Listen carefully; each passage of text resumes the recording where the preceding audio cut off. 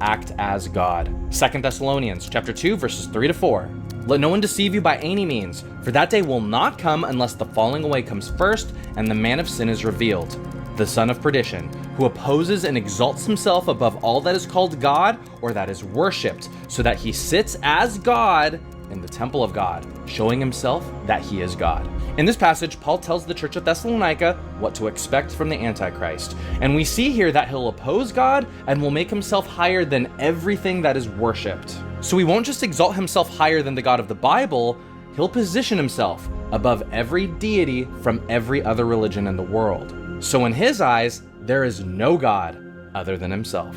And that's not all. Look at fact number 7. The Antichrist will oppose God and all that God is. Revelation chapter 13, verse 6. And he opened his mouth in blasphemy against God to blaspheme his name and his tabernacle and them that dwell in heaven. In this passage, we see the beast of the sea, or the Antichrist, blaspheme, insult, and speak great evil against God. And he'll speak evil about God's name, his tabernacle, also known as the temple, and those that dwell in heaven. So this Antichrist will not be someone who is kind to people of religion. Instead, he'll establish himself as the one that ought to be worshipped, and he'll insult God and stand in God's temple and essentially tell people, there is no God, there's only me. And for those of you who think that a guy like this will be rejected by people and be repelled by his arrogance and pride, you're wrong.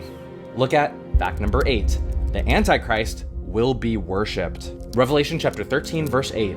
All who dwell on the earth will worship him, whose names have not been written in the book of life of the Lamb slain from the foundation of the world. In this passage, John tells us more about the Antichrist, and we see here that everyone on earth that is not a true follower of Jesus will worship the Antichrist, meaning that they'll bow in submission to him.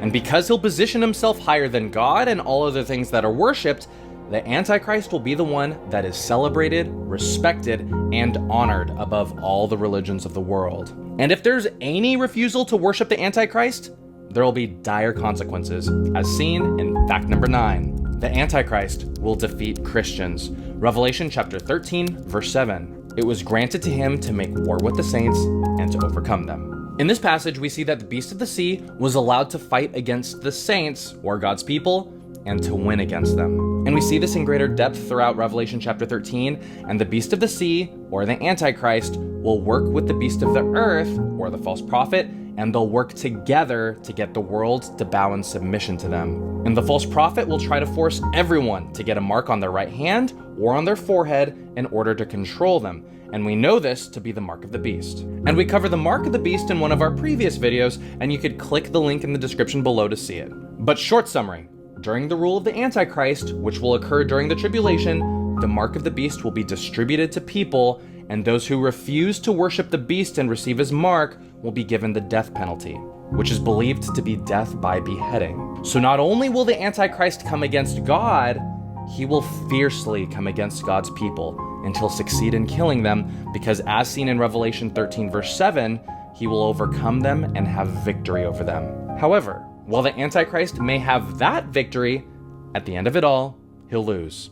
And we see this in fact number 10. The Antichrist will be defeated by Jesus. Revelation chapter 19, verse 20. Then the beast was captured, and with him the false prophet who worked signs in his presence, by which he deceived those who received the mark of the beast and those who worshipped his image. These two were cast alive into the lake of fire, burning with brimstone. In this passage, John tells the ultimate fate of the Antichrist, and he'll be captured and thrown alive into the lake of fire by Jesus himself. I know many times we depict Jesus as being full of love, kindness, and forgiveness, and it's important to note that while Jesus is love, he is also just, and he won't let the man who killed his people go unpunished. In fact, John chapter 5 verse 22 tells us that Jesus is the judge of the world, and during Jesus' second coming, he will put down the Antichrist, he will silence his voice, and he will bring justice to the one responsible for killing millions of people.